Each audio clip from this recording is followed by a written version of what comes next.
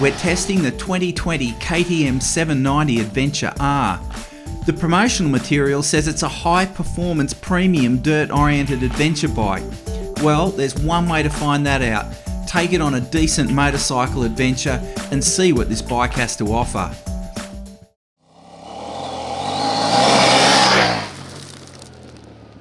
There's nothing like the smell of a new bike in your garage, and this time I have the 2020 KTM790 Adventure R. Now normally I wouldn't start a review after riding the bike just on blacktop and freeway, but it's a little bit different this time. Where I'm going to take the bike, there's been a hell of a lot of rain and there's a hell of a lot of mud. Great for testing traction control and power settings, but this is the last time you're going to see the bike this clean. But those 100 Ks was a great opportunity to actually just sit in and get to know the bike and get to feel the bike. I think one of the things that hit me really quickly was how low the centre of gravity was on the bike. You've got those fuel tanks really low, but there's also mass centralisation going on, and yeah, the bike feels really, really light. The next thing that struck me was how you sit on the bike. You actually sit on it very similar to a dirt bike. And I noticed that my elbows are coming up, and you know, you're in that ready to race position, more associated with dirt bikes. And at the end of the day, that's what's on the box. This is a dirt oriented adventure bike. I really like the way the short bikini fairing punched the wind up and took it to about the top of my helmet there, or just the middle of my forehead. And so that resulted in no helmet buffeting. The other thing I noticed was the engine. Now, there are so many different engine settings on this bike, and I'm yet to explore those. But on the standard road setting that the bike was on, what I noticed was as soon as the bike got to about 4,200 RPM, you could feel the bike surging. Like it really has some power there. And there's that quite noticeable difference in power output around 4,000 revs, which is an ideal place to have it, particularly if you're on dirt corners and you're coming into a corner a little bit hot and then you accelerate out. That's the sweet spot. That's where you want the power to be able to put the power down in a corner. This is the first time I've seen this tank close up, and honestly the filming or the camera angles don't do that justice. That's not nearly as imposing as some of the images that I've seen. And in fact, if anything, it gives you a bit of just a bit of foot protection. These rally pegs, I've got them on my KTM690. Don't leave home without them. They just raise the level of enjoyment for adventure riding. They're just bloody brilliant. I picked up one of these Kropovich pipes the other day and compared it to the OEM, and it's literally kilos of difference. It's quite staggering, and I kind of regret not weighing the two at the time. But that certainly reduces some weight on the bike. A 300-kilometre adventure loop is the next step in gaining some initial impressions of the 790. I start the adventure loop with a fuel top-up and discover the bike can take E10 fuel, but I give it some stronger stuff. The fuel economy from the previous highway ride from KTM to home was a very economical 4.2 litres per 100 kilometres. Through the leafy North Shore suburbs on the way to the bush, and again I'm reminded of the seating position on this bike. You're up on it and forward, and you naturally find yourself with elbows up. Over this 300-kilometre loop, I would find it to be a comfortable seated position with a firm but comfortable seat. The bike is ambling along through these suburbs at 2,200 RPM in third and is comfortable, but there's not gobfuls of torque at those revs. But then again, you don't need it.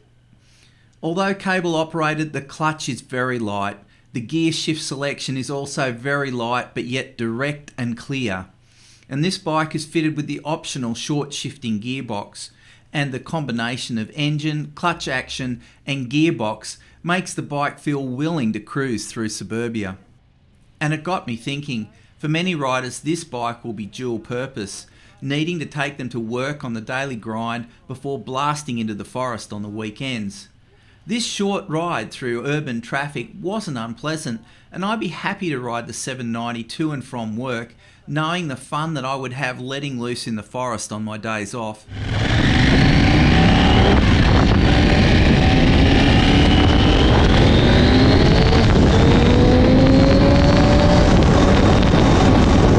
The old highway gave me the first opportunity to open the bike up, and that sweet mid-range that comes on strong from 4,000 revs made its presence known. In top gear, cruising at 100 kilometers per hour, the bike is sitting at the ideal 4,000 revs for this engine. That is the gateway to a truckload of power and makes manoeuvring through traffic effortless. It's confidence inspiring because you know that if you got into a tight spot, the bike has the mumbo to get you out of trouble. The bike ate up the highway and country roads comfortably. The bikini fairing kept the wind off my chest. But on a dirt-oriented adventure, it's the ideal balance between providing protection from the elements and ensuring it's not too high to strike the rider when pushing the bike hard on the dirt. Finally, onto the dirt and my first introduction to the switch block that unleashes a whole range of traction control and engine power settings. I'm locking the bike to the off-road setting and ABS to off-road. One of the great features are these changes can be done on the fly once the throttle is closed off. But for now, I'm just pulling over to navigate my way through the switch block. These high quality dirt roads, with patches of loose gravel and the odd tight turn at speed, were ideal to gain a feel for these new settings. The off-road mode selection allows for smoother throttle response, and the motorcycle traction control, or MTC, allows for significant slippage of the rear wheel. It also allows the rider to break traction and has an anti-wheelie feature, which is disengaged so that you can pop over obstacles. Off-road mode is not angle sensitive. In ABS off-road, the ABS on the rear wheel is deactivated but remains on the front wheel.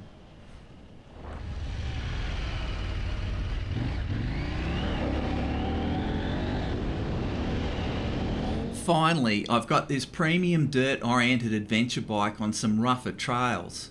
I'm up on the pegs and moving through the forest at a decent pace. And even though close to fuel full with nearly 20 litres on board, the bike feels agile. The bike is narrow between the knees and the standing position is slightly crouched but comfortable for my 178 centimetres or 5 foot 10 inches height. The off-road mode with the off-road ABS setting is ideal for this type of trail. The steering has poise and the bike goes where you point it. The handling of the bike is excellent and the suspension is beginning to show its outstanding qualities. The 21-inch front and 18-inch rear wheel assert their position on dirt-oriented adventure bikes as the wheels carve through the sandy patches and roll over the imperfections in the trail surface, giving ideal traction and precise steering. Well, I've just been running on the off-road mode with ABS off. Electronics are an interesting thing on bikes. You know, there's this unique blend of making that electronics enhance your fun and make things better for you and allow you to express yourself in the dirt. So, off-road mode, ABS off, off-road mode on. Just gradually getting to know the bike and just pushing it a little harder as I get to understand its dynamics. That's a great setting. It's very confidence inspiring. I find myself just very comfortable. The engine's not a linear at all. It's kind of it's pretty forgiving, but it really comes on after about 4.2, 4.3. And, you know, gear selection to get the best out of this bike is pretty important if you really want a mumbo. But yeah, it's a great package. It feels good. The brakes are excellent. The foot peg position and the brake position and where you're standing just means that your foot can just easily find the back brake, and the front brake is light but progressive, and there's enough feedback there to tell you when you're going too hard at it or not going hard enough. Yeah, it's quite overawing, really. You get on a bike like this and you can see the effort that's gone to making it, you know.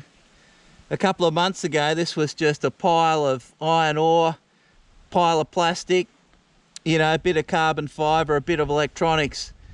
And designers and engineers and motorcyclists have all got together to make this bike.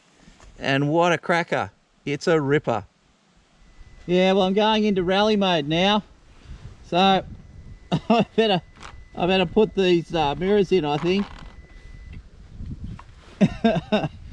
I can't help but get ready in anticipation for this. I think this is going to be a ripper.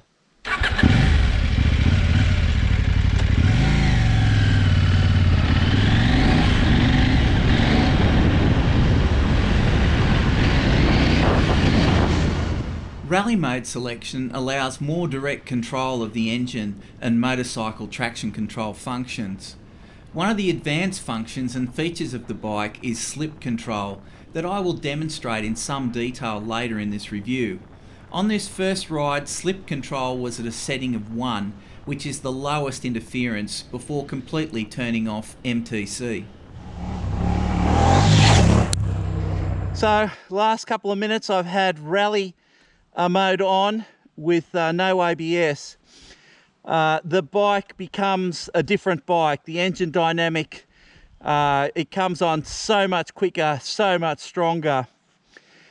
And you know, I was thinking to myself as I was in the smooth twin trail, you know, I hope the suspension lives up to its reputation, because if you're punching along at this speed and your suspension didn't have it, that could become very awkward. And I was unbelievably surprised. I've been coming up, big washouts, big G-outs, no indication whatsoever of any bottoming, just this, and I've been hitting them pretty hard and pushing down the suspension at quite high speed, and you know, it's just solid. It just soaks up those big hits, and then slowly in that final, you know, 30 mils of the stroke, 40 mils of the stroke, just make sure that that's nice and plush and there's no jarring or anything. So I guess that's one thing that stood out in this last couple of minutes of just blasting along this track. Yeah, very impressive. It's another world in rally mode. It's another bike in many regards.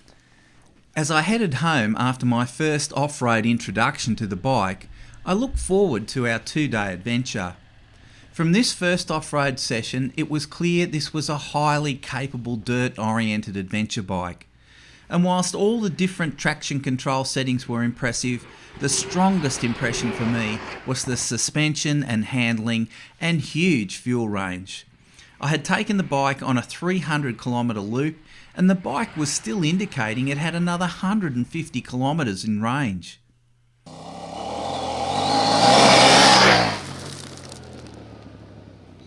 The next step in getting to know this bike was to take it on a 2-day motorcycle adventure loaded with gear for an overnight stay and tools and tubes to get out of trouble.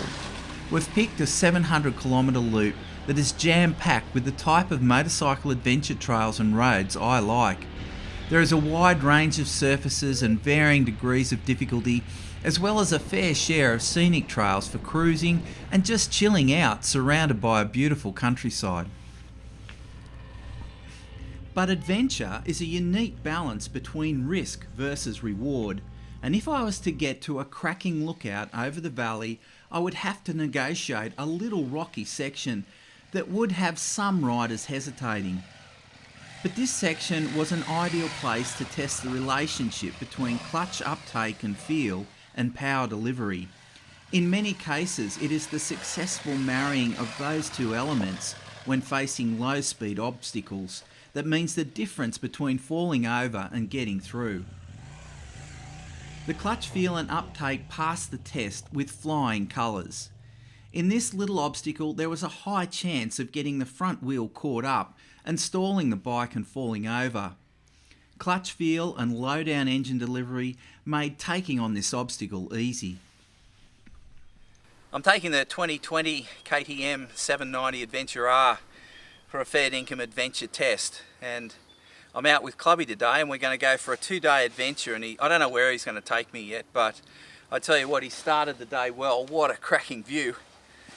First impressions of the 790. This is a real difficult one. If you were to grab this bike off the showroom floor and just go for a test ride for 15 minutes, I don't think you'd do this bike justice.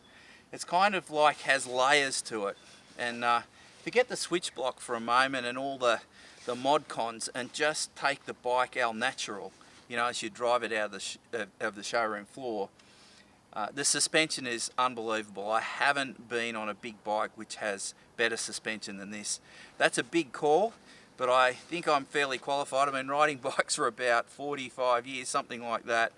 This big bike, the suspension is sorted, and I just found it a real pleasure. This rocky section also allowed me to get my head around the low fuel tanks and ground clearance of the bike. I had expected to hit the edges of the fuel tanks on this rocky section, but they are much higher and more out of the way than I thought.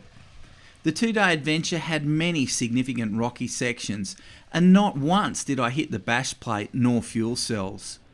Seat height on the bike is very reasonable for the ground clearance, and I'm aware that seat height can be lowered. A decent motorcycle adventure means spending long hours on the bike, covering big distances, getting out in the wilderness, and the further the better. And just because a bike has great suspension and solid handling and a truckload of electronic features of power and traction control doesn't necessarily mean it will make a good adventure bike. However, I'm pretty confident after 2 days of this decent motorcycle adventure, we'll be better informed to report on this bike's adventure credentials. The afternoon of the first day of the motorcycle adventure was a smorgasbord of trail variation with fast-flowing loamy open sections, rocky technical pieces, and fast open flowing trails. The bike is a joy to ride in this type of stuff, and the engine is a willing participant if you want to break traction and power slide. We are well into half a day of decent riding, and the bike's lightness and agility in combination with the outstanding suspension that effectively soaks up the small surface imperfections equally as effectively as the big hits is starting to pay dividends. Having fun on this mid-size adventure bike weighing over 200 kilograms wet just doesn't tire you out. And did I mention that on the back of the bike is close to 15 kilograms of weight of tools, tubes and stuff for an overnight stay. The rear frame of the bike is designed to take weight, be it hard or soft pannier racks. OEM hard pannier racks are available through the KTM hard parts catalogue, but for this bike, where it has the capability to take you, I would strongly advise getting hold of some aftermarket soft pannier racks, which have the additional benefit of protecting the muffler if you drop it on something nasty. No matter what the trail conditions, the handling of the bike is confidence inspiring, although I would say it responds better with the rider up on the pegs with their weight over the front wheel and taking charge.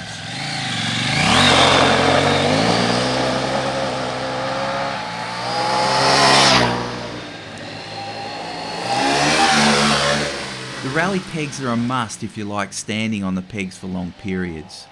Sitting down is a comfortable alternative for long open trails and the blacktop. The ergonomics of the bike are well sorted for those longer times in the saddle, irrespective if the rider is sitting or standing.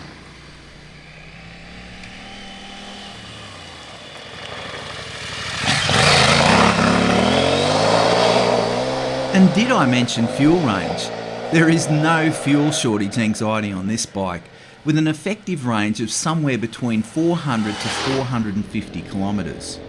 On one fill, I rode 430 kilometres between stops and still had fuel left.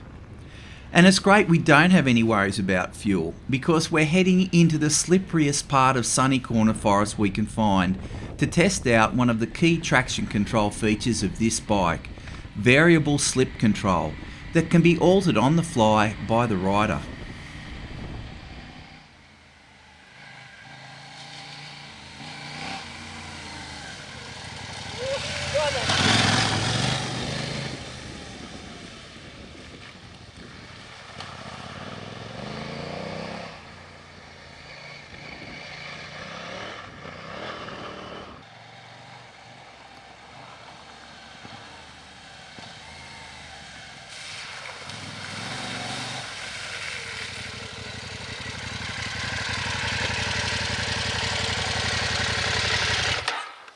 You know, it's hard to describe to you how slippery it is here in Sunny Corner. It was snowing last night. You can see the mist coming up from the bike. What's really interesting is this is a 790 with an absolute truckload full of grunt. And what I'm doing there, I'm actually flooring it with the traction control. And it's a variable traction control, just flick a switch. And this, honestly, if you grabbed a gutful of throttle on this, you would end up doing a 360 and throwing yourself back to Lithgow.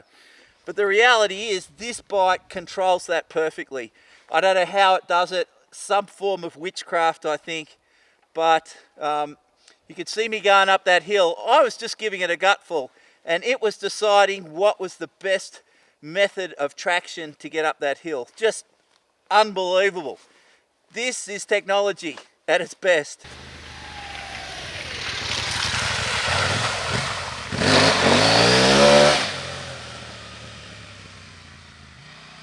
All these traction control settings can be changed on the fly, so all you've got to do is shut down the throttle and select it, and it's really easy to do on the fly, but it's very hard to film it, so you're not going to get that out of me. But I want to reassure everyone, motorcycle traction control isn't witchcraft. What MTC does is reduce the engine output with an extremely smooth, barely perceptible intervention at the throttle valves until the system has reduced slippage to optimum levels for the selected ride mode and current angle of lean. Different slip adjust levels provide for more or less slippage of the rear wheel. Many long-term riders of the 790 generally leave the slip adjust levels at 3 or 4.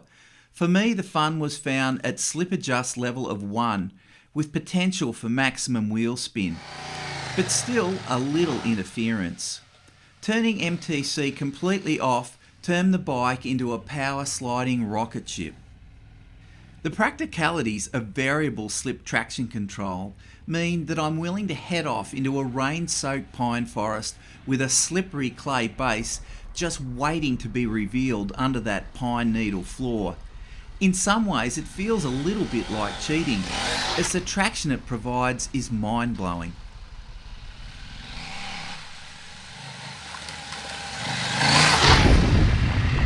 Had a great day on the KTM790 Adventure R today. We've taken on everything from mud to rocks to sand, twin trail, blacktop, freeway, the lot. And we've had a ball.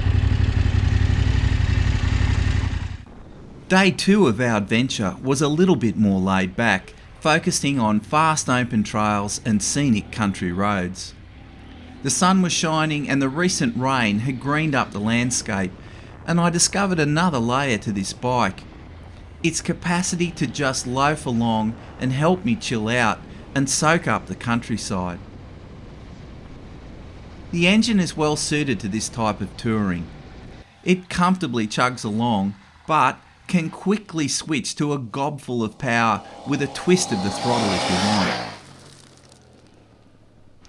The seated position is comfortable for relaxation, and that little bikini fairing does well to protect the rider from the elements and the wind pushing you in the chest. Using the bike in this relaxed riding style finds improvements in fuel economy as it dips into the low 4.2 litres per 100 kilometres. But now, welded in the back of my mind is the off-road capability of this bike to take on technically difficult and challenging trails. And this gives the added benefit of encouraging you to explore those interesting trails you see leading off from the main roads. Fundamentally, that's why we call our sport motorcycle adventure, the tantalising chase of risk versus reward. What's this one?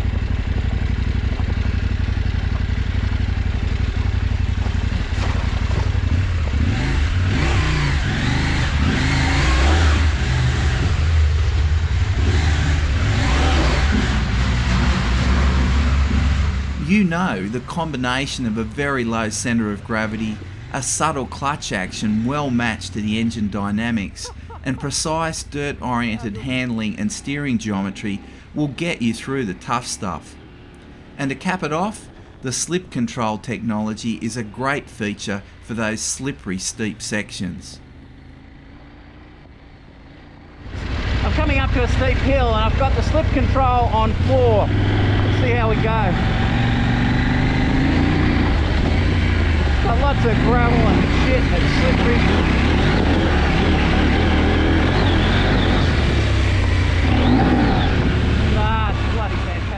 This 2-day ride has merely cemented my view that this bike has many layers that will not become apparent to a potential buyer going for a 15-minute ride around the streets. And that is the benefit of spending a week with this bike. But the challenge for me is communicating to you, a potential purchaser, what this bike has to offer. But before we go into the details, you simply can't have an adventure bike review without a river crossing. Unfortunately, this river crossing is a great place to focus on this bike's strengths. The first is outstanding handling, the result of dirt-oriented steering geometry supported by a 21-inch front wheel, outstanding suspension straight off the showroom floor, a very low centre of gravity primarily due to the low fuel tank with mass centralisation, and a tractable engine to drive that 18-inch rear wheel. Dirt-oriented adventure ergos that include a small fairing that protects the rider from the elements but not too big to make contact with the rider in the rough stuff.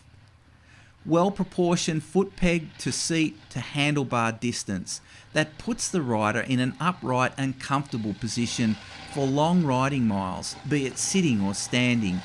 A comfortable seat for those long days in the saddle. And the handlebar mounts and foot peg location are adjustable for the taller riders. Excellent operation and feel of the front brake, clutch and rear brake, with rear brake positioning being a noticeable highlight for me, giving ideal feel and feedback for activation. A light clutch and a crisp, light and precise gear change were also highlights. High load carrying capacity of the rear frame for that big adventure. An LED headlight that provides a broad beam on low and good long range beam on high. The TFT cockpit display was uncluttered and easy to read in all lighting conditions. And the switch blocks were of high quality with easy activation and are illuminated. The left switch block gives access to traction control, ABS and engine settings and was easy to navigate on the fly, but took me about a day to be consistently competent. Finally, engine dynamics and gearing. The power delivery with this engine is ideally suited to dirt-oriented adventure, particularly the more challenging terrain. Punctuated with a solid mid-range that noticeably starts to come on from 4,000 RPM. Below 4,000 RPM and the engine delivers tractable, usable power, the delivery of which is perfectly matched to a cable-activated but light and very noticeably progressive clutch that gives great feel. Not once did I stall this bike. Gear ratios for the bike were spot on for the engine dynamic and purpose. At highway speeds, the engine sits at 4,000 revs, the gateway to maximum power, and the engine is very responsive at those highway speeds. Service intervals are 15,000 kilometres, and it's an economical engine with fuel economy ranging from 4.2 litres per 100 k's on the freeway and easy miles to 5.2 litres per 100 k's when I was giving the bike a workout in the bush.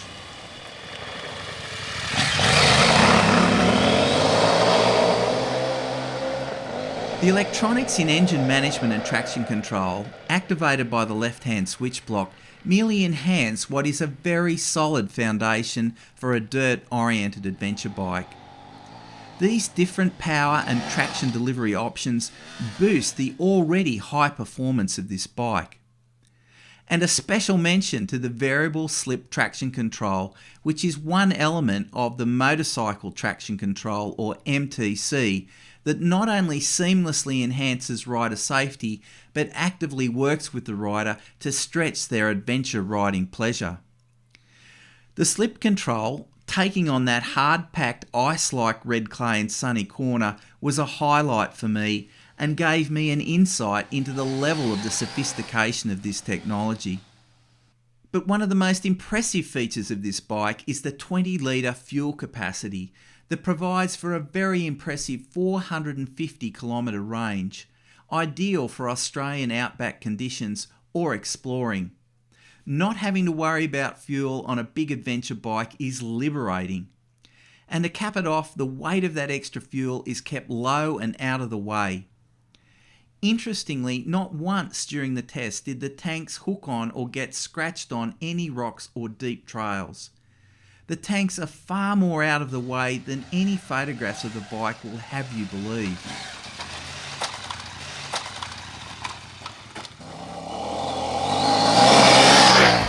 Without question, the 2020 KTM790 Adventure R is a premium offering from KTM and sits very high on the list of offerings in a very competitive mid-size adventure market. I've said it twice and I'll say it again. This bike has a depth of layers to it that cannot be revealed during a casual test ride around your local KTM store, and I hope this review takes you some way to understanding the full potential of this high-performance adventure motorcycle. As we headed back to civilization, I reflected on a discussion with KTM representative Rob Twyrold, who had detailed the inner workings of that great suspension and some other features of the bike I didn't use during the review. So I'll leave the last words to Rob. Hi, I'm Rob Twyrold, KTM Customer Service and Warranty Manager. Here we are at the KTM headquarters in Sydney, really just to present to you the 2020 790 Adventure R. When this bike came out a few years ago, the most specific thing about this bike was that it was a culmination of all their off-road experience and, more importantly, customer feedback. So for us, we consider this the ultimate adventure style bike. So considering this is an off-road adventure bike, suspension quality and performance is very important, and that was one of the key features that customer feedback gave KTM as well. So the ability for it to not only have a full tank of fuel but not to bottom out. So if you hit an unseen washout or something like that, for the suspension not to actually go metal to metal. So it has an Explore shock, which is the latest technology in WP suspension, meaning that it has a bottoming out cup. So as it goes deep into the travel, a second piston enters a cup and slows that suspension speed down, stopping that metal to metal bottoming. Same with the forks, all new Explore fork, 48mm tubes, so very strong, but still some compliance, so they're not stiff. They have a very firm feel, no bottoming as well. They also have a bottoming cone. So they have a tube where the spring guide enters the tube right at the bottom of the suspension travel, again stopping that metal-to-metal system, or metal-to-metal bottoming out. So really confidence-inspiring suspension. So another really nice feature that comes as a standard item on the 790 Adventure is the My Ride function. This allows you to pair your phone with the dash, and also KTM offer a navigation app that again can do turn-by-turn display on the dash. So this is, the option is through the dash, KTM My Ride. From there, you would pair your phone, and then you have the choice of audio. So if a phone call comes up on the dash, the number would come up. You would obviously have to have a Bluetooth headset to talk, and also your music. So if you're playing music, you could skip a track and it would show what music you're playing on the dash. So a really nice standard feature.